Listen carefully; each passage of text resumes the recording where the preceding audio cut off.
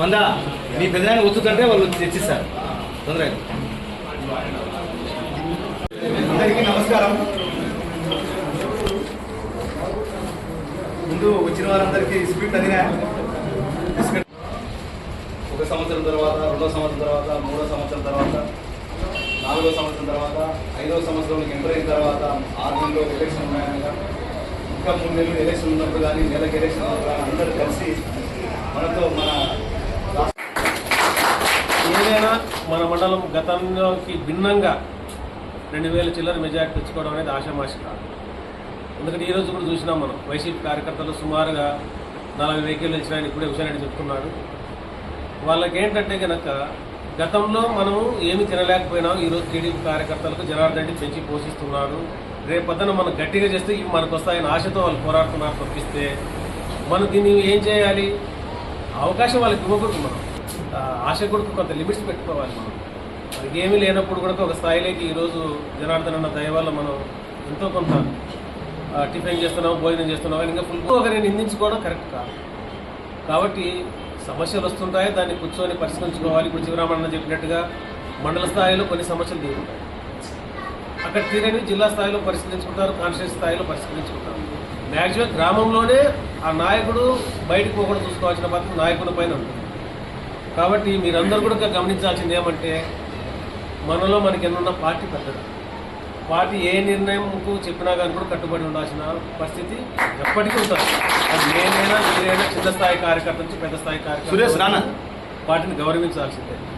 కనీసం మీకు ఇంత స్వేచ్ఛ ఇచ్చి మేము మాట్లాడిస్తున్నాము. మేము ట్రైనింగ్కి వెళ్ళినప్పుడు మాకు బయట చెప్పేవాళ్ళు ఉత్సవం జనార్దన్ అన్నకి ఈరోజు ఏదైనా జరుగుతే కనుక కొలింగుల మండలాన్ని తన కిందకే పెట్టుకోవాలనే ఆలోచన చేస్తున్న వ్యక్తి జనార్దన్. కాబట్టి నేను కూడా 40 సంవత్సరాల నుంచి రాజకీయాల్లో ఉన్నాను. నా వయసు 56 అయినా కానీ 55 అయినా కానీ కూడా 18 నుంచి రాజకీయ యాక్టివ్.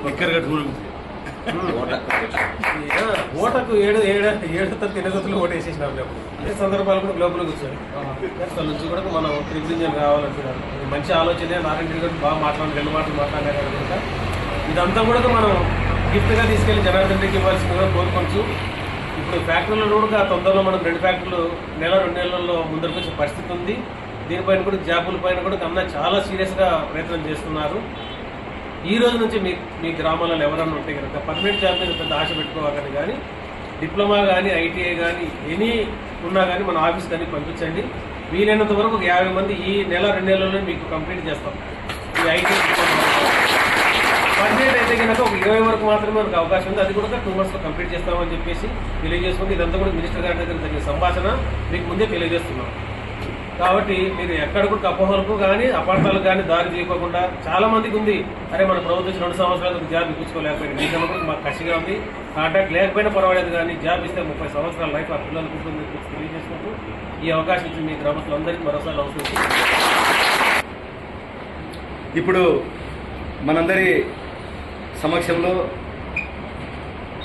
పార్టీ అధ్యక్షులు చంద్రబాబు నాయుడు గారి నాయకత్వం, కూటమి పార్టీల ఐక్యత, లోకేష్ బాబు గారి నాయకత్వం, పవన్ కళ్యాణ్ గారి నాయకత్వం, బనగానపల్లి నియోజకవర్గంలో శ్రీ బీసీ జనార్దన్ రెడ్డి గారి నాయకత్వం.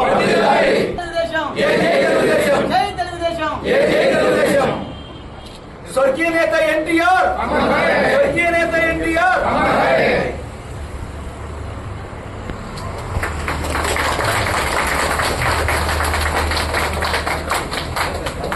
మనటు మాత్రం చూసుకోవాలండి. మీరు ప్లేట్ తెచ్చినారా?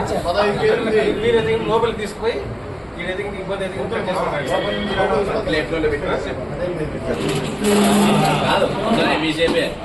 పన్నెండు వాళ్ళతో ఒకసారి పెట్టి మాట్లాడు. ముందు రోజు